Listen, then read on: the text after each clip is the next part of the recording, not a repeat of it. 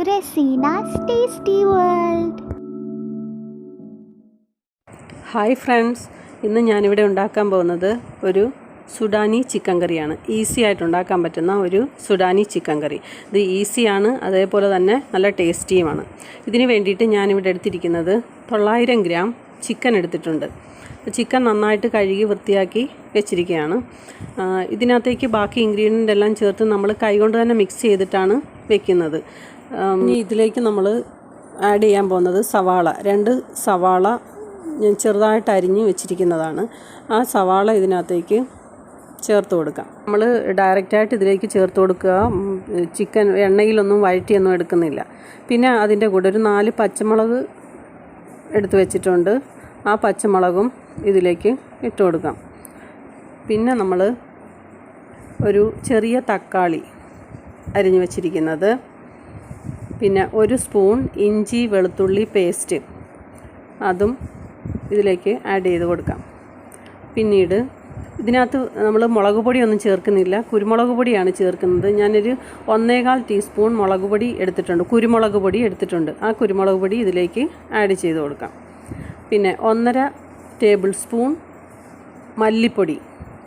മല്ലിപ്പൊടിയും ഇതിലേക്ക് ചിക്കനിലേക്ക് ഇട്ട് കൊടുക്കാം.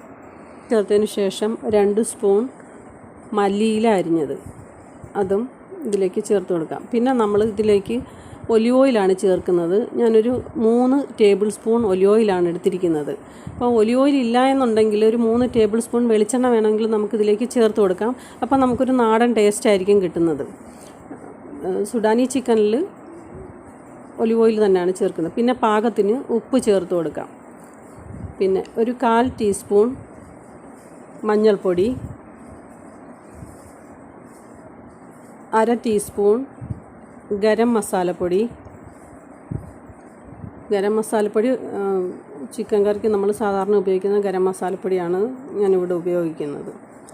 പിന്നെ 1/2 ടീസ്പൂൺ വലിയ ജീരകം പൊടിച്ചത്. ഇതെല്ലാം കൂടി ചേർത്തിട്ട് നമ്മൾ കൈകൊണ്ട് തന്നെയാണിത് മിക്സ് ചെയ്ത് കൊടുക്കുന്നത്. കൈകൊണ്ട് നന്നായിട്ട് മിക്സ് ചെയ്ത് കൊടുക്കണം. മിക്സ് ചെയ്തതിന് ശേഷം നമ്മൾ ഒരു കുക്കറിൽ വെച്ച് 3 വിസിൽ വരുന്നവരെ നമ്മൾ ഇത് വേവിച്ചെടുക്കും. നല്ലതുപോലെ നമ്മൾ ഇത് മിക്സ് ചെയ്ത് കൊടുക്കണം. ഞാൻ മിക്സ് ചെയ്ത് വെച്ചേക്കുന്നത് ഞാൻ കുക്കറിനകത്തേക്ക് മാറ്റുകയാണ്. കുക്കറിലേക്ക് ഇട്ടൊരു 3 വിസിൽ വന്നാൽ മതി. പിന്നെ ഓരോരുത്തരുടെയും കുക്കറിൻ്റെ ഇതനുസരിച്ചിട്ട് ചിലത് 2 വിസിൽ വരുമ്പോഴത്തേക്ക് വേകും.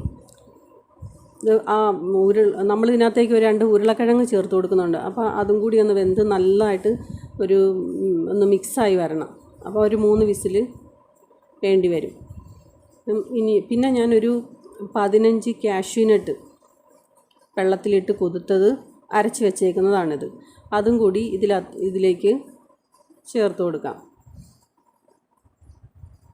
നന്നായി അരച്ചെടുത്തതാണ് 15 കാഷ്യൂനട്ട്. പിന്നെ 2 ചെറിയ ഉരുളക്കിഴങ്ങ് ചെറിയ പീസുകളാക്കി മുറിച്ചെടുത്തത് അതും കൂടി ചേർത്തിട്ട് നല്ലതുപോലെ നമുക്ക്, പിന്നെ ഒരു 1/4 കപ്പ് വെള്ളം, ആ വെള്ളവും കൂടി ചേർത്തിട്ട് നന്നായിട്ടൊന്നുകൂടെ മിക്സ് ചെയ്ത് കൊടുക്കാം.